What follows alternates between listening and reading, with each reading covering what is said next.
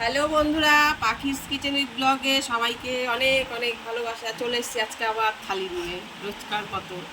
নিয়ে নিয়েছি প্রথমেই গরম ভাত, আর খাবো ঢেঁড়স ভাজা।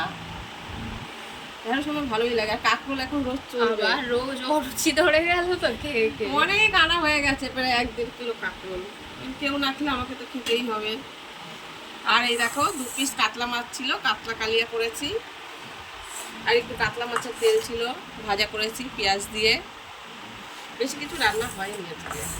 আর করেছি যেটা ওলের ঝোল। কে কে আমার মতো নিরামিষ ওল খেতে ভালোবাসো বলো। চিংড়ি দিয়ে মাথা দিয়ে সবাই তো খায়, কিন্তু নিরামিষটা একটু অন্য লেভেলের হয় স্বাদটা।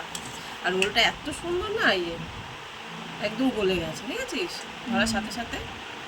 কালারটা দেখেছিস, আলু কম ওল বেশি।